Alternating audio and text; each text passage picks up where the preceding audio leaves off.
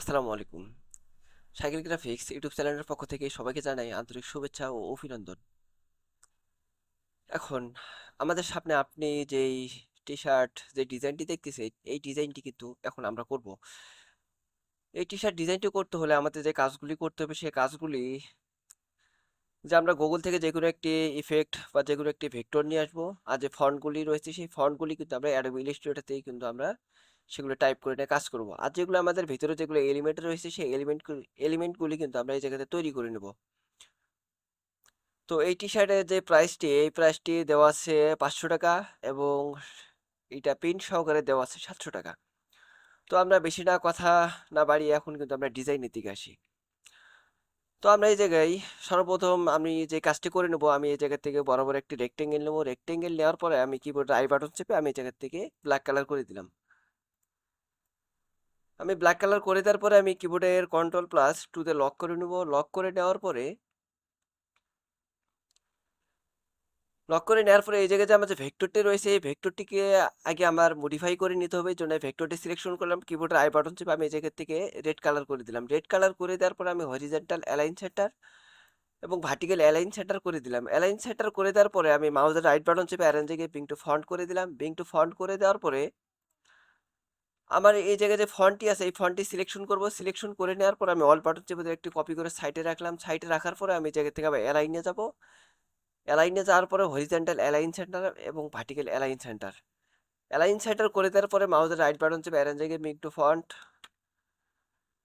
আমি being two font করে দিলাম। বিং টু ফন্ট করে দেওয়ার পর আমার ফন্টে যে কালারটি আছে এই কালারটি কিন্তু হালকা একটু আমার গ্রে কালার আছে, এই কালারটি আমি এই জায়গা থেকে হোয়াইট কালার করে দেবো। আমি এই জায়গায় সিলেকশন করলাম। এই জায়গায় সিলেকশন করে দেওয়ার পরে আমি এই জায়গায় 6টি আমি যদি এফ দিয়ে দিই তাহলে কিন্তু আমার এই জায়গায় হোয়াইট কালার হয়ে যাবে।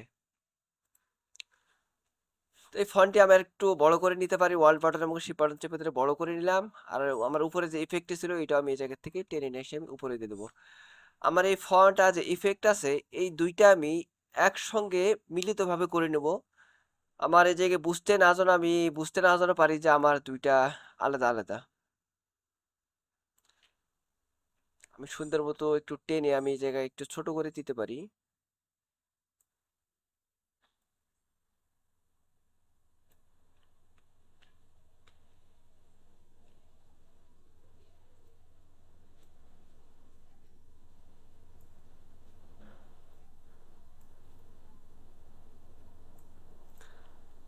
আচ্ছা, এটা এইভাবে রাখলাম। আর আমার নিচে যে ফন্টটি আছে ফন্টটি সিলেকশন করলাম, মাউসের রাইট বাটন চেপে ক্রিয়েট আউটলাইন করে দিলাম, আবার মাউসের রাইট বাটন চেপে আনগ্রুপ করে দিলাম।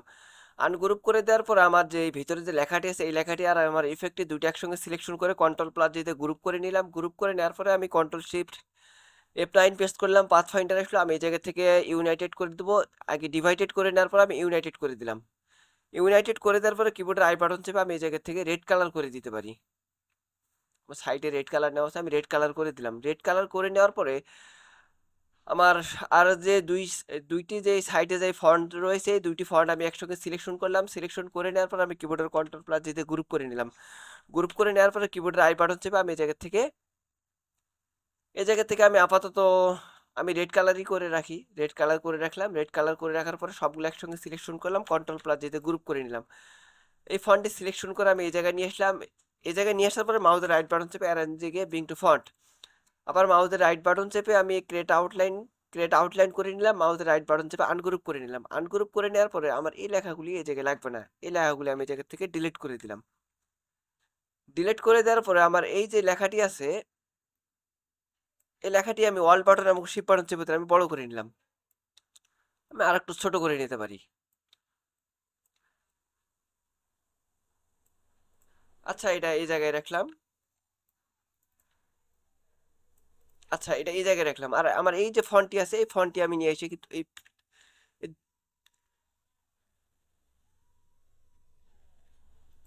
এই দুটো একসঙ্গে সিলেকশন করলাম, কন্ট্রোল+G গ্রুপ করে নিলাম। আমি অল বাটন এবং শিফট বাটন চেপে ধরে ছোট করে আমি নিয়ে এসে এই জায়গায় বসিয়ে দেবো। আর এই ফন্টটি আমি এই জায়গায় দিয়ে দিলাম। আমি এই জায়গা থেকে কন্ট্রোল+R প্রেস করলাম। আমার একটু রোলার আসলাম। এই জায়গাতে গাইডলাইন নিয়ে এসে আমি এই জায়গায় বসিয়ে নিতে পারি। আমি এই জায়গার একটি গাইডলাইন নিয়ে এসে আমি এই জায়গায় বসিয়ে নিতে পারি। আমি এটা সুন্দর মতো একটু ছোট করে নেই। আচ্ছা, এটা এই জায়গায় থাক। আর আমি এটা আমি আরেকটু সাইডে চাপিয়ে দিতে পারি। আচ্ছা এই জায়গায় রাখলাম। এখন আমার এই জায়গায় যে এই লাফ যে এই ইফেক্ট রয়েছে সেই ইফেক্টটি আমি এই জায়গায় কিভাবে তৈরি করছি, আমি এই জায়গা থেকে রেক্টেঙ্গেলে গেছি, রেক্টেঙ্গেলে যাওয়ার পরে আমি এই জায়গায় সুন্দর মতো একটি রেক্টেঙ্গেল নিছি।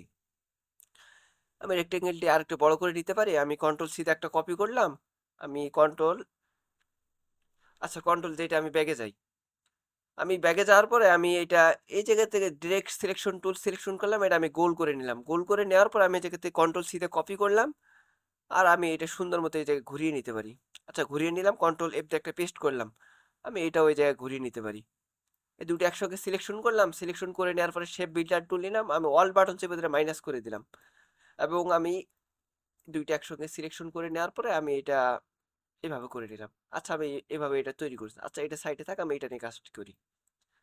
এটা আমি এই জায়গা থেকে কিবোর্ডের আই বাটন চেপে আমি এই জায়গা থেকে এই হোয়াইট কালারটি দিয়ে নিলাম, আমার এটি ড্রাগ ড্রাগ হয়ে আছে হালকা, আমি এই জায়গা থেকে কিবোর্ডের আই বাটন চেপে আমি এই কালারটি নিয়ে নিই, অথবা এই কালারটি নিয়ে নিই, বা এই জায়গায় যে আমি 6টা যদি এফ দিয়ে দেই তাহলে কিন্তু আমাদের হোয়াইট কালারটি চলে আসবে। আচ্ছা আমার 6টা এফ হয় নাই।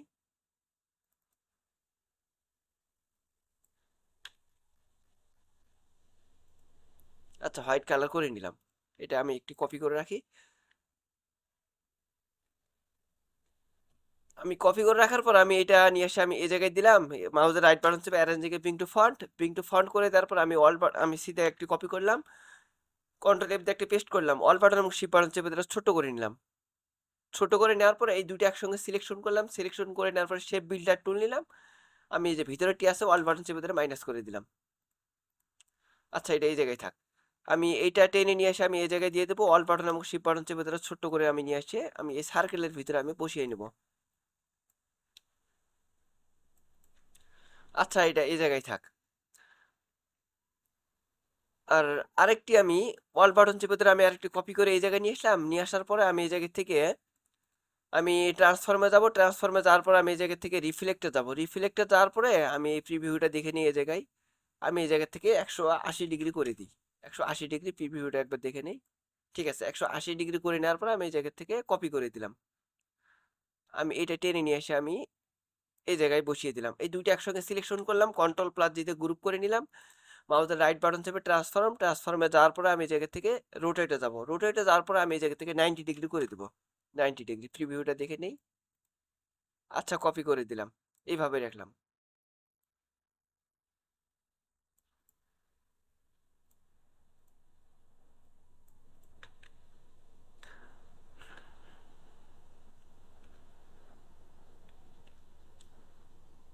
আচ্ছা এটা এইভাবে রাখলাম, এই সবগুলো একসঙ্গে সিলেকশন করলাম, কন্ট্রোল প্লাস দিতে গ্রুপ করে নিলাম, গ্রুপ করে নেওয়ার পর অল বাটন এবং শিফট বাটন চেপে ধরে ছোট করে নিয়ে আমি এটা এই জায়গায় বসিয়ে দেবো, এটাও আমি অল বাটন এবং শিফট বাটন চেপে ধরে আমার মাপ মতো আমি এই জায়গায় বসিয়ে নেব, আমি এই জায়গাতে কালারটি চেঞ্জও করে দিতে পারি। আচ্ছা আমি এইটার কালারটি আমি এই জায়গাতে কিবোর্ডে আই বাটন চেপে আমি রেড কালার করে দিলাম, রেড কালার করে দিলাম। এখন এই যে কালারটি আছে আমি এই জায়গাতে কালারটি রেড কালার করে দেই, বা আমি এই কালারটিও আমি এই জায়গা থেকে রেড কালার করে দিই,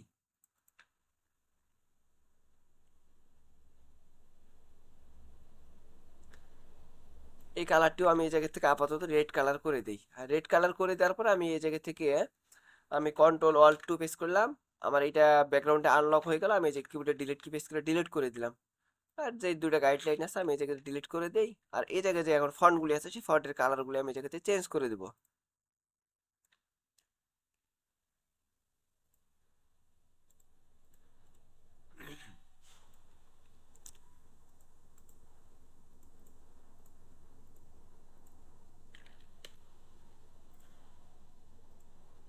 আচ্ছা আমি এইভাবে রাখলাম, এইভাবে রাখার পর এই যে এই জায়গায় যে ইফেক্টটি তৈরি করছি, এই ইফেক্টটি আমি কিভাবে তৈরি করছি, আমি এটা এই জায়গায় নিয়ে আসছি, নিয়ে আসার পরে আমি অল বাটন চেপে ধরে একটি কপি করে আমি এই জায়গায় নিয়েছি, আর একটি অল বাটন চেপে ধরে আমি কপি করে এই জায়গায় নিয়েছি, আর একটি কপি করে আমি এই জায়গায় নিয়েছি। এখন এই সবগুলো একসঙ্গে সিলেকশন করে কন্ট্রোল প্লাস দিয়ে গ্রুপ করে নেওয়ার পরে অল বাটন চেপে ধরে আমি একটি কপি করে এই জায়গায় নিয়েছি, আমি এখন এই জায়গাতে কন্ট্রোল টি প্রেস করলাম, এইভাবেই করে নিয়ে কিন্তু আমি ইফেক্টটি তৈরি করছি, আমার এই জায়গাতে ইফেক্টটি তৈরি করা আছে, আমি এই জন্য আর এই যে পুনরায়ভাবে দেখাইলাম না।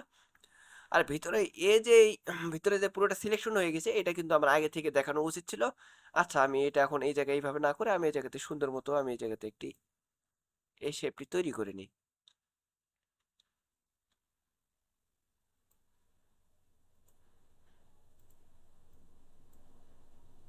আমি যে শেপ বিল্ডার টুল নিয়ে ভিতরটা মাইনাস করে দিলাম। হ্যাঁ, তাহলে আমার এটা এইভাবে হয়ে গেল। আচ্ছা, এখন এই সবগুলো আমি একসঙ্গে সিলেকশন করলাম, কন্ট্রোল প্লাস দিয়ে গ্রুপ করে নিলাম, অল বাটন চেপে ধরে আমি একটু কপি করে এই জায়গায় রাখলাম, আর আমি এইটা নিয়ে এসে আমি এই জায়গায় নেব। আমি এই জায়গায় নিয়ে আসার পরে আমি অল বাটন এবং শিপ বাটন চেপে ধরে ছোট করে নিলাম, ছোট করে নেওয়ার পরে আমি এইটা সুন্দর মতো এটার মাঝে বসিয়ে দেবো।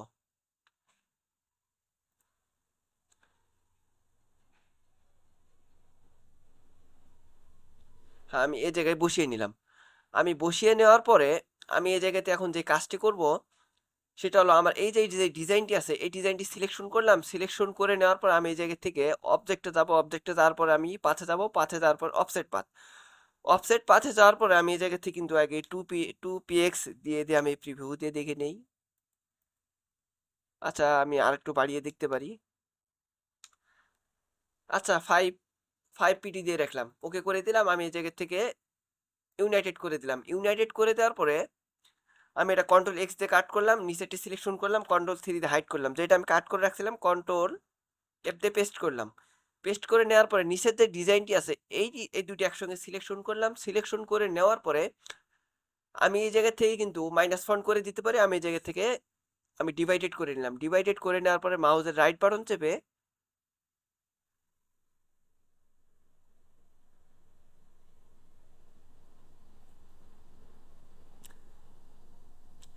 মাউসের রাইট বাটন চেপে আমি আনগ্রুপ করে নিলাম। আনগ্রুপ করে নেওয়ার পরে আমি এই জায়গাতে কি করবো, এই যে ম্যাজিক কন্ট্রোল নেবো, আমি এই রেড কালারটি সিলেকশন করলাম।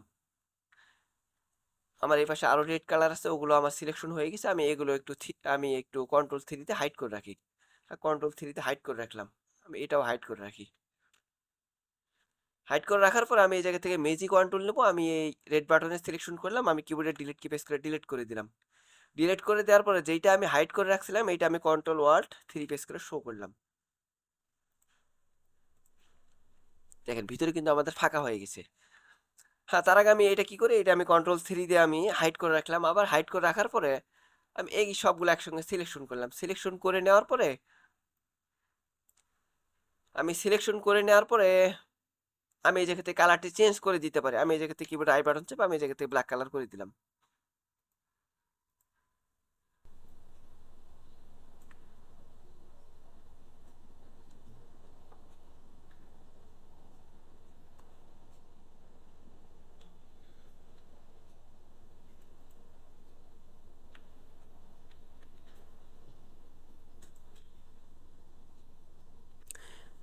আমি যে রেক্টেঙ্গেল যে নিলাম, রেক্টেঙ্গেল পিডিটা আমি এই জায়গা থেকে আমি বড় করে নিছি। আমি পিটি বড় করে নেওয়ার পর আমি এই জায়গা থেকে যে ব্যাকগ্রাউন্ড ইরেজার টুল আছে আমি এটা অল বাটন চেপে ধরে আমি সুন্দর মতো এই জায়গা থেকে আমি কিন্তু কেটে দিতে পারি। সবগুলো গ্রুপ করে নিয়ে আমি যদি মেক ক্লিপিং মার্কস যদি করে দিতাম তাও কিন্তু আমার হয়তো। আচ্ছা, আমি এইভাবেই করলাম, যে যেভাবে ডিজাইন করে ডিজাইন একরকম হলেই কি চলছে, শুধু প্রিন্ট করার সময় ডিজাইনটি আমাদের অ্যাকুরেট থাকলেই হয়েছে। কে কিভাবে ডিজাইন করলো সেগুলো আমাদের ফলো আপ করাও একটু ভালো, আর নিজের মেধাতে ডিজাইন করাগুলো সবচেয়ে বেশি বেটার।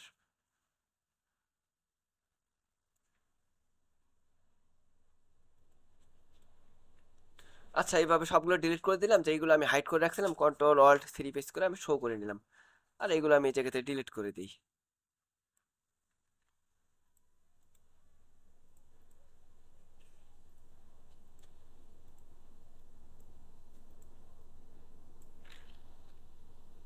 আর এইগুলো এই পাশ থেকে ডিলিট করে দিলাম। দেখেন এখন কিন্তু আমাদের যে ডিজাইনটি ছিল সেই ডিজাইনটি কিন্তু এখন ডান।